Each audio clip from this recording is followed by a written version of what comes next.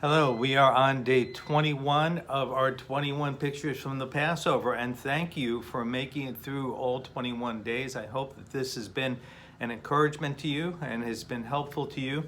But today, the final picture that we're going to look at from the Passover is at the Passover table. Usually there's an empty seat with a place setting and an elaborate cup, and that's set for Elijah. And at the end of the Seder, or toward the end of the Seder, the children are sent to open the door to see if Elijah has come. Now, why would they be looking for Elijah? Well, they're looking for Elijah because somewhere along the chain of thousands of years of tradition, someone said, wouldn't it be great if the Messiah came back at Passover time?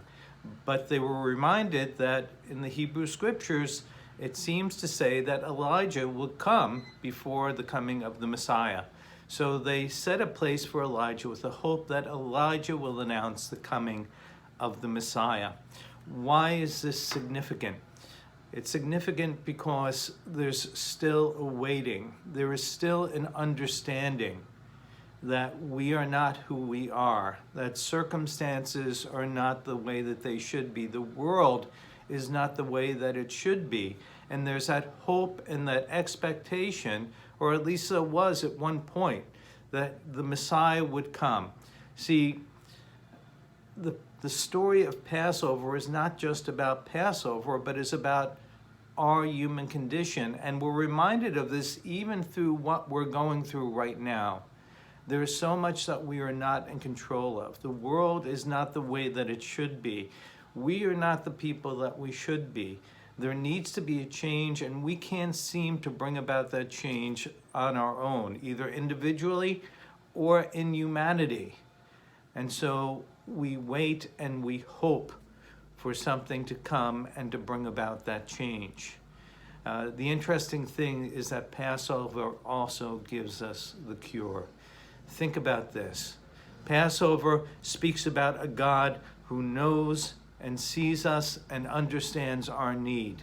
He knew that Israel was in bondage. He knew that there was nothing that they can do to get them out of that there was nothing that they could do of their own power.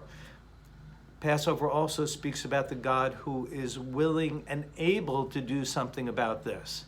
He has the power and he has the love and concern and the willingness to step in and to do something on behalf of the Jewish people in the Passover story. But the reality is he wants to do that in each one of our lives as well. He has the plan in place. He has set a purpose to deal with the issues and the problems that are there and to bring healing. We see this in the coming of the Messiah, how that perfect, spotless Passover lamb caused the angel of death to pass over, so the Jewish people were able to receive their bondage, their freedom from the bondage of slavery. So it is with us. We are held bondage to our circumstances. We are held bondage to our own evil desires, and we're looking for answers in every other arena. Science ultimately has let us down. The more we pursue science and knowledge, the more questions we end up asking that can't be answered.